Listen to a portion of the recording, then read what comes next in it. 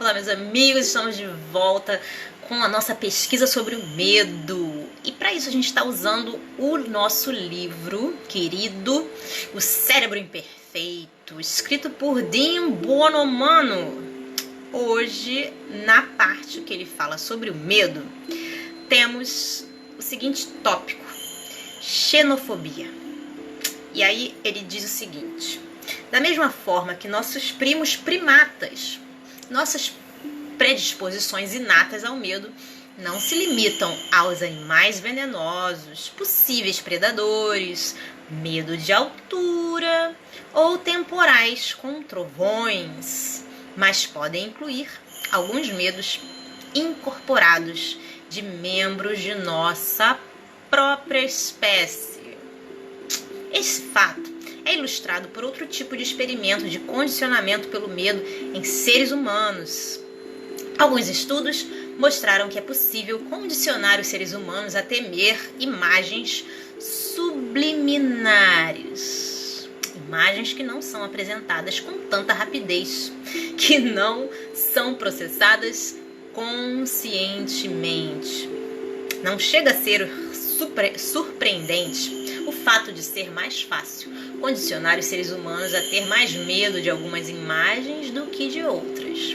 É mais fácil, por exemplo, sentirmos medo de imagens de rostos com raiva do que rostos alegres. Em um estudo, um rosto alegre ou com raiva era apresentado por alguns centésimos de milissegundos, acompanhado de um choque. Quando uma imagem aparecia de repente pelo mesmo período e era logo seguida por um rosto, entre aspas, neutro, as pessoas não diziam ter visto um rosto alegre ou com raiva. Porém, os pesquisadores apresentaram uma resposta maior na condução elétrica da pele quando o choque acompanhava um rosto com raiva do que quando acompanhava um rosto alegre. Junto com alguns outros estudos, esses resultados indicam que os seres humanos são inerentemente preparados para temer pessoas com raiva. É provável que um medo inato de indivíduos estranhos com raiva ou a propensão de aprender a temê-los com facilidade tenha aumentado a expectativa de vida ao longo de boa parte da evolução dos primatas. Os chimpanzés podem ser bastante indelicados com estranhos, já que os machos são conhecidos por esmurrar os intrusos encontrados em seu território até a morte. Esses ataques podem ser de uma brutalidade impressionante e chegam ao ponto de morder e arrancar os testículos da vítima. O especialista em primatas Frans de Waal afirma que, entre aspas, não há dúvida de que os chimpanzés são xenófobos, fecha aspas. Mesmo nos ambientes artificiais dos zoológicos, é muito difícil introduzir um novo macho adulto no grupo social estabelecido. Existem muitas razões para os primatas e outros animais sociais serem agressivos com os intrusos, inclusive a competição por comida e pelas fêmeas. Nos chimpanzés, é provável que o medo por estranhos seja influenciado pelo aprendizado. Mas, da mesma forma que outros animais sociais, há grande probabilidade de que exista uma preparação inata para temer intrusos. É provável que os seres humanos sejam iguais. Faz sentido, em termos evolutivos, que haja inquietação e desconfiança em relação aos intrusos, aí entre parênteses, além de fazer parte da sobrevivência básica, fecha parênteses. Acredita-se que a competição e a agressão entre grupos vizinhos tenha sido constante por toda a evolução humana. E hoje isso é óbvio na interação tanto entre grupos indígenas quanto entre nações-estado. Frans de Waal conta uma história sobre isso. E aí ele tira um trecho desse autor, Frans de Waal. Uma vez, um antropólogo me falou sobre dois chefes de aldeia Papua, na Nova Guiné, que viajavam juntos pela primeira vez em um pequeno avião. Não tiveram medo de embarcar, mas fizeram um pedido intrigante. Queriam que a porta lateral permanecesse aberta. Eles foram alertados que faria frio lá em cima no céu e que, como não estavam vestindo nada além das tradicionais sungas, acabariam congelando. Os homens não se importavam.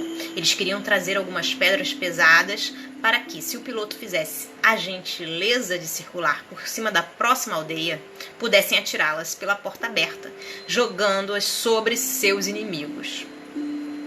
E aí termina o relato. Voltando ao texto. Paradoxalmente, muitos antropólogos acreditam que a guerra constante entre grupos concorrentes também seja responsável pela evolução da cooperação e do altruísmo. Os comportamentos altruístas, ou ir para a guerra pela sua aldeia ou nação, representam um enigma evolutivo. Se um gene resultasse na expressão do altruísmo e estivesse presente em todos os membros de um grupo social, o grupo como um todo prosperaria a partir dessa abnegação. Por exemplo, uma tribo de guerreiros altruístas seria mais eficaz e destemida durante as batalhas, o que por sua vez aumentaria a predominância e o crescimento de seu clã. Entretanto, qualquer indivíduo sem o gene se beneficiaria com o altruísmo do grupo sem arcar com qualquer consequência desse comportamento. Abre parênteses. Como a de morrer em batalha. Fecha parênteses. Esses desertores, entre aspas, sem o gene do altruísmo, se reproduziriam mais e no final fariam todo o edifício do altruísmo desmoronar. O argumento segue, afirmando que a guerra manteria esse problema em xeque. Os grupos com alta proporção de parasitas poderiam ser, de tempos em tempos, dizimados por grupos que se beneficiariam do fato de terem um suprimento completo de altruístas em seu meio.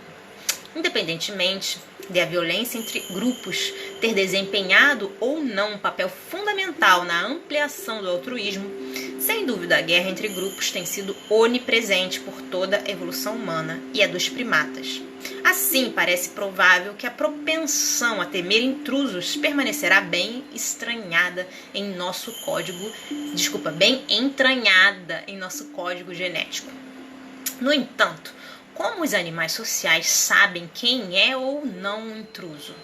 Nas comunidades de chimpanzés, com dezenas de membros, é provável que cada indivíduo conheça todos os outros, o que, com certeza, é impossível nos grandes assentamentos humanos que surgiram com o aparecimento da agricultura e ainda mais nas sociedades modernas. Conseguimos determinar se alguém é da nossa tribo ao usarmos uma variedade de fenótipos genéticos e culturais. A cor da pele da pessoa, que tipo de vestimento está usando, se fala o mesmo idioma ou se tem o mesmo sotaque e assim por diante. Infelizmente, a necessidade de saber a quem temer, junto com o uso de traços simples para distinguir um grupo do outro, ajudou a lançar as bases. Desculpa, gente. Ajudou a lançar as bases da discriminação racial, religiosa e geográfica, que permanece tão arraigada no comportamento humano de hoje em dia. Bom, gente, espero que vocês estejam gostando dessa leitura tanto quanto eu. Um grande beijo a todos. Até a próxima. Tchau, tchau.